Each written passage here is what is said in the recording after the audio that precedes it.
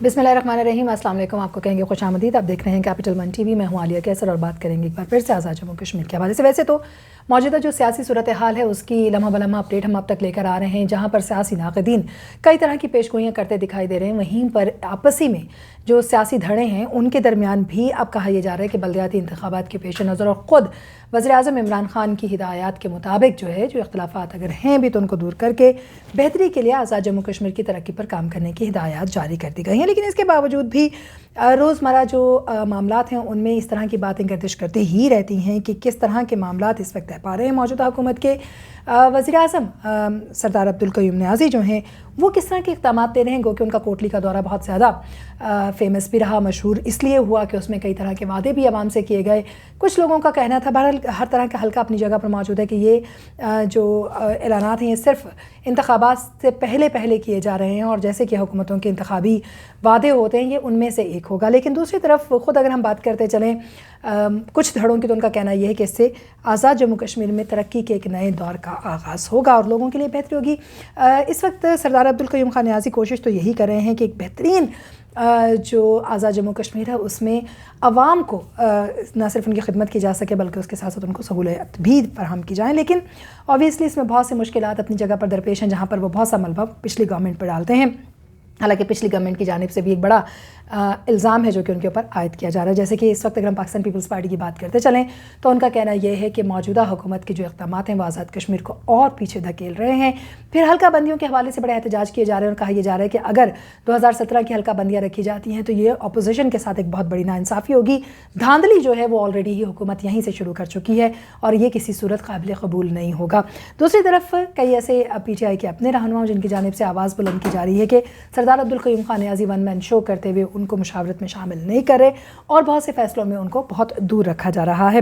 اس کے حوالے سے اور اس کے ساتھ ساتھ اگر ہم بات کرتے چلیں تو ظاہر ہے کہ اس وقت آزاد جموں کشمیر میں آسانی دینے کے لیے اور لوگوں کو محفوظ رکھنے کے حوالے سے بھی کچھ اقدامات لیے جا رہے ہیں. لیکن اس کے باوجود بھی ایک بڑی تعداد ہے لوگوں کی جو کئی طرح کی مشکلات سے شکار ہے. جرائم کا بھی سامنا ہے اور سردی کی شدت وہاں پر بڑھنے کی وجہ سے اور طرح کے مسائل بھی لوگوں کو اس وقت درپیش ہیں جن کو دور کرنے کی طرف حکومت کی توجہ فی الوقت دکھائی اس لیے نہیں دے رہی ہے کہ ایک بڑی تعداد ہے حکومتی اراکین کی، وزرا کی، جو کہ اس میں ہمیں اسلام آباد میں دکھائی دیتے ہیں، بڑی اہم ملاقاتیں کر رہے ہیں. وہ وزرا جن کا تعلق ہے آزاد کشمیر سے، جن کو آزاد کشمیر میں بھی بیٹھ کر وہ ملاقاتیں کر سکتے ہیں، لیکن کوئی خاص وجہ سامنے نہیں آئی کہ کیا ایسا ایجنڈا رہا کہ جس کی وجہ سے وہ تمام کے تمام ایک بڑی تعداد وزرا کی اٹھ کے یہاں پر موجود ہے اور یہاں پر بیٹھ کے ملاقاتیں جو ہیں وہ آپس میں ایک دوسرے کے ساتھ کی جا رہی ہیں جو وہاں آزاد کشمیر میں نہیں ہو سکتی. ایک تو ظاہر ہے موسم کی شدت جو ہے وہ عام لوگوں کو وہاں پر بہت زیادہ پریشان کر رہی ہے، کئی طرح کی ڈیفیکلٹیز کا سامنا ہے. اس وقت اگر ہم بات کرتے چلیں تو چونکہ مسلسل بارش اور برف باری کی وجہ سے سردی میں اضافہ ہوا ہے اور برف باری کی وجہ سے راستے بند ہوئے ہیں تو ایک بڑی تعداد میں لوگوں کے لیے مشکلات ہوئی ہیں. یہاں تک کہ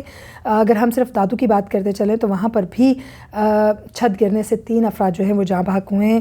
کھائی گلا، کھوئی رٹا اور اسی طریقے سے ہم بات کرتے چلیں گرد و نواح کی تو وہاں پر بھی برف باری کی وجہ سے 2 فٹ سے زائد جو برف ہے وہ لوگوں کے لیے مشکلات کی ایک وجہ بنی ہوئی. اور یوں ہی ایک بڑی تعداد میں جو بیمار لوگ ہیں وہ سفر نہیں کر سکتے اور اموات کا خدشہ جو ہے وہ ظاہر کیا جا رہا ہے. اموات سے یہاں پر آپ کو بتاتے چلیں کہ ایک بہت ہی اہم پیش رفت ہوئی ہے عباس پور میں جو قتل کی لرزانخیز واردات تھی جس میں ایک بھائی جاں بحق ہوا، دوسرا زخمی ہوا. اس کے حوالے سے اب تک کی جو پولیس کی انویسٹیگیشن ہے اس کے مطابق کہا یہ جا رہا ہے کہ خاتون جو ہے اس نے ان دونوں جو مجرم تھے جنہوں نے اٹیک کیا ان کو نہ صرف ان پر حملہ کیا بلکہ ان کو گرفتار کروانے میں ان کا بڑا اہم ہاتھ رہا.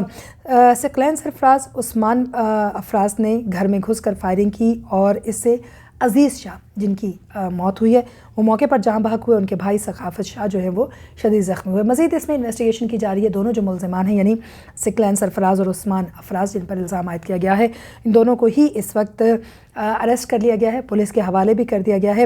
ایک بڑی تعداد میں جو گھر میں خواتین موجود تھیں ان میں سے اور جو دیگر خواتین تھیں ایریا کی انہوں نے مل کر ان ملزموں کو پکڑوانے میں بڑی مدد کی ہے. لیکن ابھی تک انویسٹیگیشن کے مراحل اپنی جگہ پر جاری ہیں. یہ بھی آپ کو بتاتے چلیں کہ جو ورثا ہے انہوں نے باقاعدہ طور پر روڈز بلاک کر دی ہیں. ورثا نے احتجاج کیا ہے، ٹریفک بلاک کی ہے. انتظامیہ کی جانب سے یقین دہانی کروائی گئی ہے کہ انصاف موقع پر فراہم کیا جائے گا، جس کے بعد راستہ جو ہے وہ کھولا گیا ہے۔ لیکن کب تک لاشوں کو سڑکوں پر رکھ کر احتجاج جاری رہے گا؟ کیوں اس ضمن میں باقاعدہ طور پر اقدامات نہیں کیے جاتے؟ اور اگر یہ ملزم خواتین نہ پکڑتی گھر کی تو ظاہر ہے کہ ان کو بھی اریسٹ کرنے میں کئی دن جو ہیں وہ لگ جاتے۔ اس پر بہرحال جی اس وقت باقاعدہ طور پر انویسٹیگیشن ہو رہی ہے۔